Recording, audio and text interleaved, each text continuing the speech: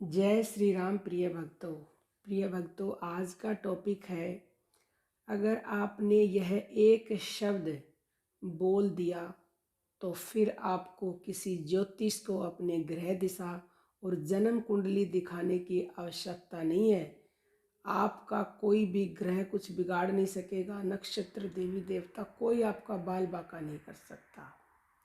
देखिए, इस दुनिया में शब्द तो अनंत हैं और हम दिन भर अनेक शब्दों का प्रयोग भी करते हैं, लेकिन एक ऐसा शब्द है जिस शब्द को अगर आपने सच्चे हृदय से एक बार बोल दिया ना, तो बोलते ही जिंदगी बदल जाती है।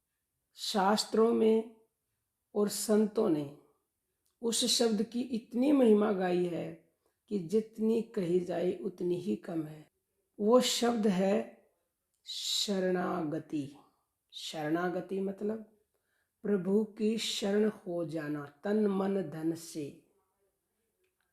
श्री कृष्ण ने स्वयं कहा है कि जो व्यक्ति एक बार कह देता है कि मैं तेरी शरण हूँ, मैं उसे सब समस्याओं से दूर कर देता हूँ, उसकी हर जिम्मेवारी मेरी है, मैं उसके ऊपर किसी भी प्रकार का कोई भी दुख नहीं आने देता हूँ, उसे रंक से राजा बना देता हूँ। भगवान राम ने भी ये कहा है कि यदि कोई व्यक्ति एक बार कह दे कि मैं तेरी शरण हूँ, मैं तेरा हूँ, तो मैं उसे सब भूतों से अभय करके उसे अमर बना देता हूँ। तो इसके पीछे का विज्ञान भी समझ लेते हैं। भगवान के शरणागत जीव की रक्षा स्वयं भगवान किया करते हैं और सब ग्रह नक्षत्र देवी देवता श्री कृष्ण की ही शक्तियां हैं, सब उनके ही दास हैं। इसलिए भक्त का अनिष्ट कोई कर नहीं सकता और प्रारब्ध जन्य अनिष्ट को कोई टाल नहीं सकता। फिर भी कई बार हम अपने हाथों में रंग बिरंगियां अंगूठियां पहनकर जप दान आदि करके हम अपने ग्रह को तुष्ट करने में लगे रहते हैं। भाई, श्री कृष्ण हमारे सखा हैं, हमारे माता पिता हैं। तो आइए अब हम समझते हैं कि जब श्री कृष्ण या राम कहो, कृष्ण कहो, कुछ भी कहो, प्रभु तो प्रभु हैं।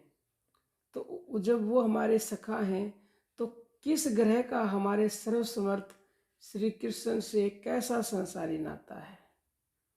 जो मृत्यु के राजा हैं यम, वह हैं यमुना जी के भाई और यमुना जी हैं भगवान की पटरानी। तो यम हुए भगवान के साले, तो हमारे सखा श्री कृष्ण के साले हमारा क्या बिगाड़ेंगे।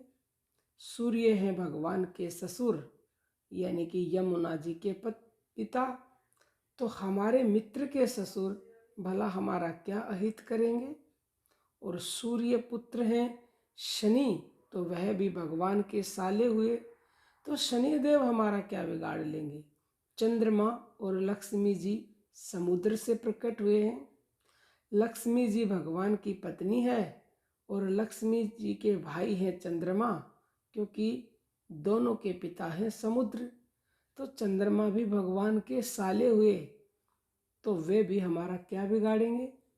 बुध चंद्रमा के पुत्र हैं, तो उनसे भी हमारे प्यारे सखा का ससुराल का नाता है। हमारे सखा श्री कृष्ण बुध के फूफा जी हुए, तो भला बुध हमारा क्या बिगाड़ेंगे।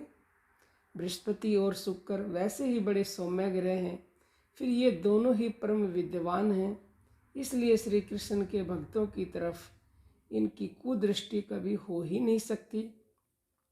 राहु केतु तो बेचारे जिस दिन 1 से 2 हुए, उस दिन से आज तक भगवान के चक्कर के पराक्रम को कभी नहीं भूले।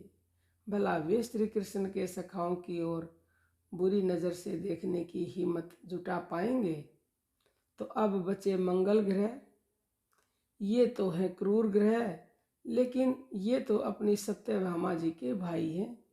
चलो, ये भी निकले हमारे प्यारे के ससुराल वाले, इसलिए श्री कृष्ण के साले होकर मंगल हमारा अनिष्ट कैसे करेंगे। इसलिए श्री कृष्ण के शरणागत को किसी भी ग्रह से कभी भी डरने की जरूरत नहीं।